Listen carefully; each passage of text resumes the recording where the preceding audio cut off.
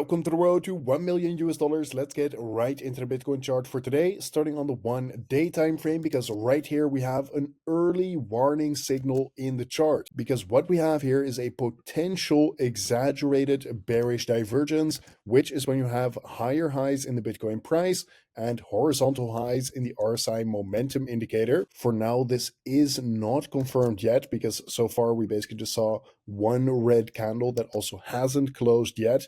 Ideally, we get two red candles here back to back in order to properly confirm this exaggerated bearish divergence. If you're not familiar with what this means, a regular bearish divergence basically indicates that we are likely going to see either some choppy sideways price action or some bearish momentum.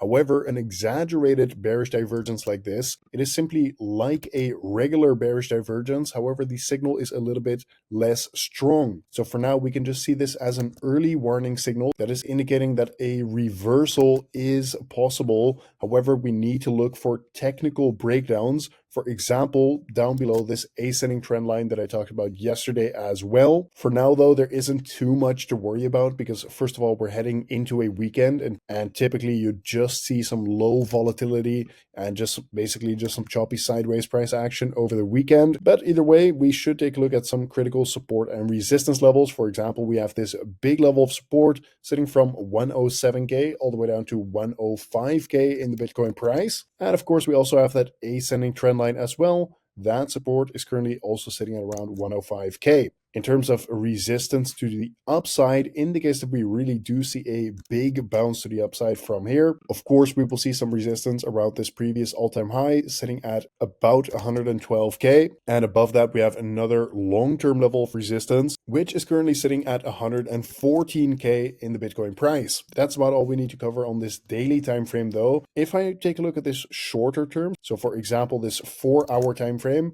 notice how we are also still just holding above this ascending trend line here. However, we broke down below this ascending trend line in the RSI. So once this broke, we were of course already expecting a bit of a move to the downside.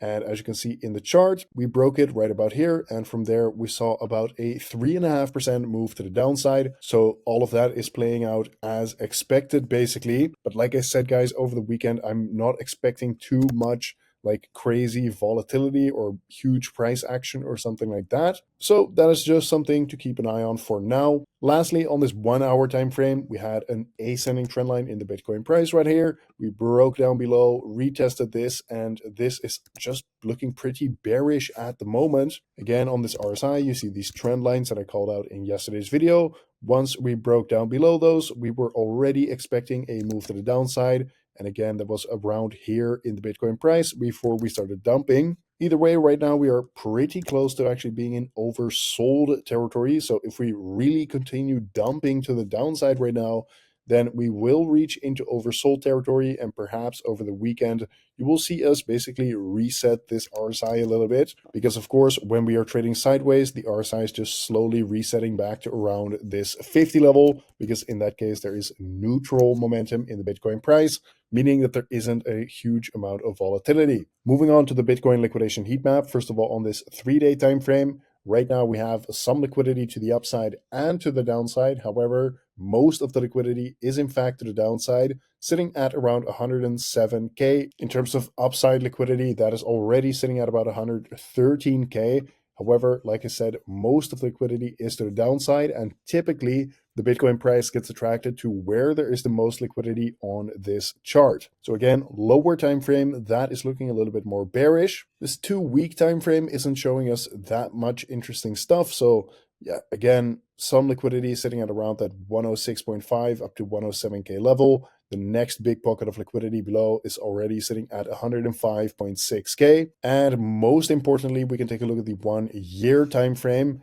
So right here, you can see that we have a decent amount of liquidity sitting at 112K. This just popped up here over the last week or so because a lot of people are shorting this move to the downside right now. And the next big pocket of liquidity on this 1-year time frame, again, 107K and 106K are the key levels to look out for here in the short term. However, we do also have a big pocket of liquidity sitting as low as 93K in the Bitcoin price. and even around this 101k level as well. So like I keep saying over and over again here in my videos, and sorry for repeating myself if you watch my videos every day, but if we break down below this ascending trend line, then I'm looking for those downside price targets using this Bitcoin liquidation heat map as well. Lastly, taking a quick look at the Bitcoin ETF flow tables. Yesterday, we saw a massive inflow of about $930 million into the Bitcoin ETFs, most of that coming from the BlackRock Bitcoin ETF. So again, for now, this is having a massive upwards pressuring effect on the Bitcoin price. Keep in mind that the Bitcoin ETFs aren't trading over the weekend though.